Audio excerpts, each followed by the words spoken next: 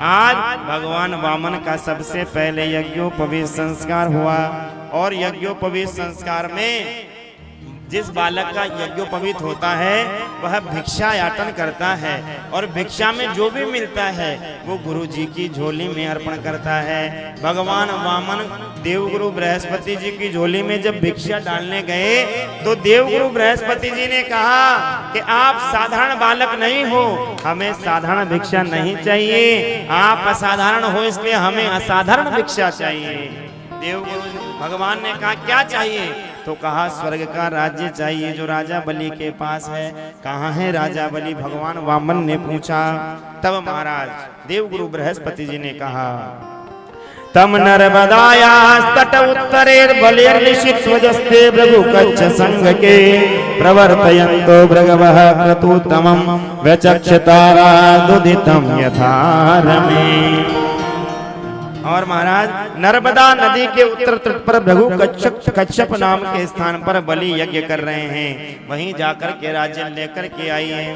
भगवान वामन छोटा सा भगवान वामन का स्वरूप है महाराज, कद छोटा है और हाथ में छाता लिए हुए, एक हाथ में कमंडल लिए हुए, खड़ाऊ पहन के, और भगवान वामन राजा बलि की यज्ञशाला की ओर जा रहे हैं। राजा बलि को जब दूर से दिखा छोटा सा ब्राह्मण बालक और ऐसा दिव्य तेज ब्राह्मण के बालक के मुख के ऊपर झलक रहा है तो महाराज राजा बलि ने शुक्राचार्य जी से कहा गुरुदेव हमें लग रहा है आज तो साक्षात भगवान सूर्य नारायण यज्ञशाला में पधार रहे हैं। शुक्राचार्य जी ने कहा राजा बलि अरे सूर्य नारायण नहीं तो चंद्रदेव तो अवश्य ही होंगे, हमने भी कभी ऐसा सुंदर ब्राह्मण बालक जीवन में देखा नहीं है। चलो ब्राह्मण का स्वागत करते हैं।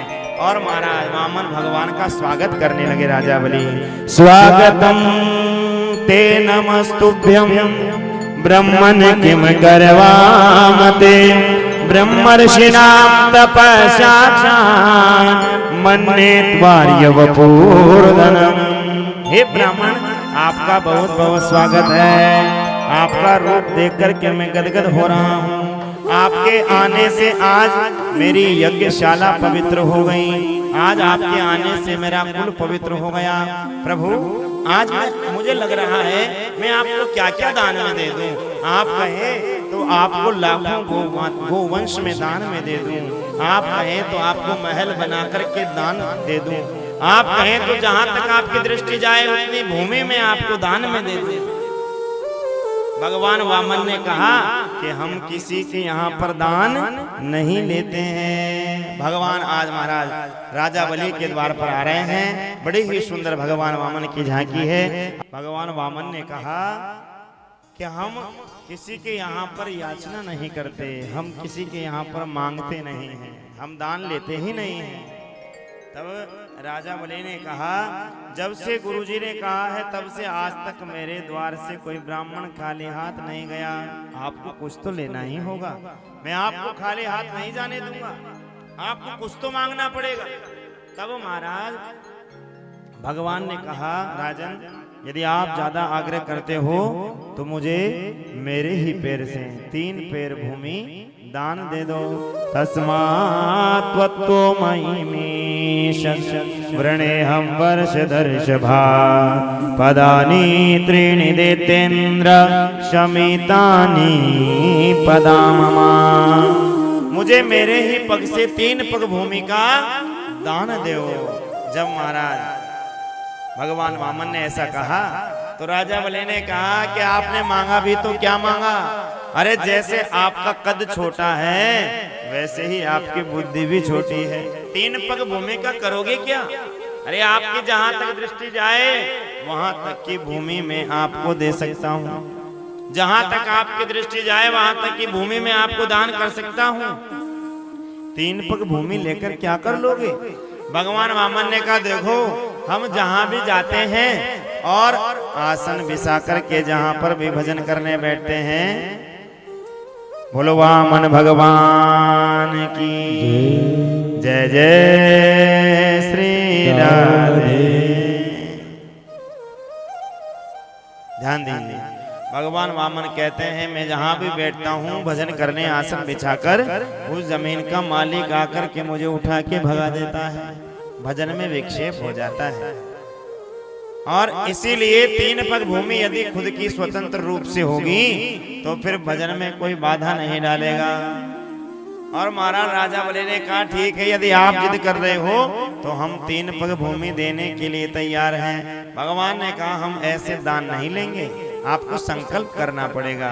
जैसे ही राजा बलि संकल्प करने लगे तुम्हारा दौड़े दौड़े शुक्राचार्य जी आए और कहा आकर के राजन, ना तो ये वामन है ना तरेपन है, अरे ये तो वो छलिया नारायण है, ये तुम्हें छलने आए हैं, मना कर दो दान देने के लिए। राजा बलि ने कहा गुरुदेव आपने ही तो ब्राह्मणों को दान करना सिखाया और अब आप ही मना कर रहे हो। मैं एक बार जवान दे दिया, अब मना नहीं कर सकता हूँ। और गुरुदेव आप कह रहे हो कि ये भगवान नारायण है और यदि ये ब्राह्मण देवता हुए तो हमारा धर्म है ब्राह्मणों को दान देना, और यदि ये भगवान नारायण भी हुए तो मुझसे बड़ा भाग्यशाली इस दुनिया में और कौन होगा।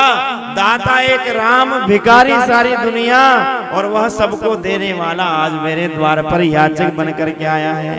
मुझसे भाग्यशाली और दुनिया में कोई हो नहीं सकता। गुरुदेव मना नहीं करूंगा, यदि मना नहीं करोगे तो हम तुम्हारा त्याग कर देंगे।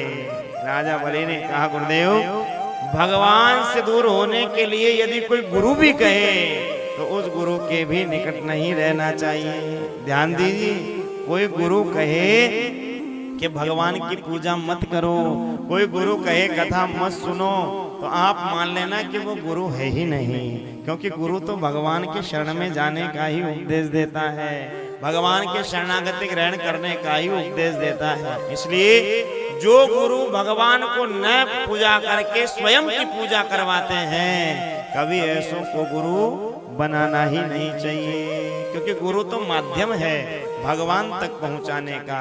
इसलिए गुरु उसी को बनाए जो हमें भगवान तक पहुंचने की प्रेरणा प्रदान करे।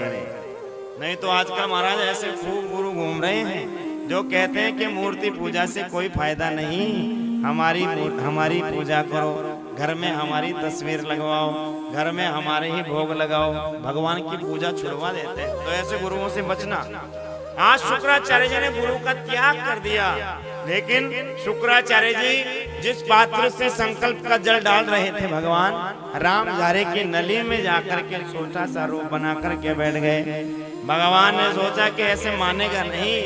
भगवान ने एक कुशा का तंतु उठाया, डाब का तंतु उठाया और डाब फेंक करके राम झारे की नली में मारा तो शुक्राचार्य जी की एक आंख गोविंदाय नमो नमः। तो महाराज शुक्राचार्य जी की एक आंख फूटी और शुक्राचार्य जी वहां से निकल करके भागे। भैया हमारा ना कुछ लेना ना कुछ देना, अरे हमारे बाप का क्या जा रहा था, राजा दे रहा था तो हम बिना मतलब एक आंख गवा बैठे। तो यही भगवान उन लोगों के साथ करते हैं जो दान देने में किसी के बाधक बनते हैं। कोई व्यक्ति दान कर रहा हो और कोई उसे दान करने के लिए मना करे, कोई व्यक्ति भंडारे में एक घी का पीपा दे रहा हो, हम महाराज कोई पंच बन जाए बीच में, एक पीपे की क्या जरूरत है, वहां तो सारा गांव दे रहा है और खूब घी इकट्ठा होगा, 2 किलो से भी काम चल जाएगा। ऐसे लोगों को भगवान शुक्राचार्य जैसा बना देते हैं अगले जन्म में काना, एक आंख गायब कर देते हैं भगवान, जो दान देने वालों के बाधक बनते हैं, किसी को दान देने से मना करते हैं। इसलिए कभी भी कोई दान दे रहा हो तो उसे रोके नहीं, कभी कोई दान दे रहा हो तो उसे मना न करे, बल्कि उसको प्रोत्साहित करें और ज्यादा दिलवाएं, क्योंकि दान तो जितना दो उतना ही कम है, जितना दान दो उतने ही महाराज हमारे भंडार में वृद्धि हो जाती है। बोलो भक्त वत्सल भगवान की जय। शुक्राचार्य जी की एक आंख फूटी और भगवान के हाथ में जैसे ही राजा बलि के हाथ में जल आया संकल्प का, और भगवान ने संकल्प बुलवाया और संकल्प का जल जैसे पृथ्वी पर छोड़ा और भगवान अपना शरीर बढ़ाने लगे। ऐसा शरीर को बढ़ाया, ऐसा बढ़ाया कि महाराज पैर तो रह गए पृथ्वी पर और मस्तक लग गया आकाश में। विराट स्वरूप भगवान ने प्रकट कर लिया और एक पग में संपूर्ण पृथ्वी को नाप दिया और दूसरा पग ब्रह्मलोक में चला गया। ब्रह्मा जी ने भगवान वामन के चरण का अंगूठे का प्रक्षालन किया और अपने कमंडल में भगवान के चरण का जल भरा। उसी जल में माँ गंगा का प्रादुर्भाव हो गया। भगवान के चरण के अंगूठे से ही गंगा मैया का प्रादुर्भाव हुआ है। भोले बाबा की जटा में तो गंगा मैया बाद में आई, पहले वामन भगवान के चरणों से जो जल प्रक्षालन किया ब्रह्मा जी ने, उसमें गंगा जी का प्राकट्य हुआ। इसीलिए आरती में हम सब गाते हैं, चरणों से निकली है गंगा प्यारी, जिसने सारी दुनिया तारी, जिसने सारी दुनिया तारी। तुम्हारा दूसरे पग में ब्रह्मलोक को नाप लिया और तीसरा पग देने के लिए जब कुछ रहा नहीं, कुछ बचा नहीं, तो भगवान ने कहा जो संकल्प करके संकल्प को पूर्ण नहीं करता है, संकल्प को जो अधूरा छोड़ देता है, वह दंड का अधिकारी है। बलि को बंदी बना लिया जाए। भगवान के पार्षद आए, राजा बलि को बंदी बनाने लगे। राजा बलि ने कहा, प्रभु मैं आपसे कुछ बात करना चाहता हूँ, मैं आपसे कुछ प्रश्न करना चाहता हूँ। भगवान ने कहा, कहो राजा। कहा, प्रभु एक बात बताओ, धन बड़ा या धन का मालिक बड़ा? भगवान ने कहा, धन से धन का मालिक 100 गुना बड़ा होता है। प्रभु अभी तक आपने मेरी संपत्ति को नापा है। प्रभु आज मैं आपको वो दूंगा जो आज तक किसी ने नहीं दिया। भगवान ने सोचा कि आज ये क्या देने वाला है। अरे भैया इसके पास तो कुछ बचा ही नहीं, अब ये मुझे क्या देगा? प्रभु मैं आज आपको वो दूंगा जो कभी कोई भी नहीं दिया है। भगवान ने कहा, ऐसा क्या दोगे? तो कहा, प्रभु आज मैं अपने अहंकार को आपके चरणों में अर्पण कर रहा हूँ और निरहंकार होकर के मैं कहता हूँ कि अभी तक आपने मेरे धन को नापा, मेरी संपत्ति को नापा, अब आप अपना तीसरा चरण मेरे मस्तक पर पधरा दीजिए। महाराज राजा बलि का तो कहना हुआ और इतने में ही प्रहलाद जी वहां पर प्रकट हो गए, क्योंकि प्रहलाद जी राजा बलि के दादाजी हैं, प्रहलाद जी के पोते हैं राजा बलि। तो महाराज प्रहलाद जी प्रकट होकर के नाचने लगे और झूमने लगे, कहने लगे, मेरा पोता तो मुझसे भी आगे बढ़ गया, मेरे मस्तक पर तो भगवान ने अपने हस्त ही रखे और मेरे पोत्र के मस्तक पर तो भगवान ने अपना चरण पधरा दिया। बोलो वामन भगवान की जय। भगवान ने कहा, राजन आज आपने मुझे प्रसन्न कर दिया, मैं वस्तुओं का भूखा नहीं, मैं धन दौलत का भूखा नहीं। अरे जो धन मैं स्वयं सबको प्रदान करता हूँ, लोग उस धन को मुझे अर्पण करके बड़ा अहंकार करते हैं, उस धन को मेरे ऊपर न्योछावर करके अपना नाम बखान करते हैं, अपना नाम लिखवाते हैं, लेकिन देने वाला तो मैं ही हूँ। अरे मैं धन दौलत और वस्तुओं का भूखा नहीं, यदि भाव से मुझको एक पुष्प भी अर्पण कर दो तो मैं उस पुष्प को भी स्वीकार कर लेता हूँ।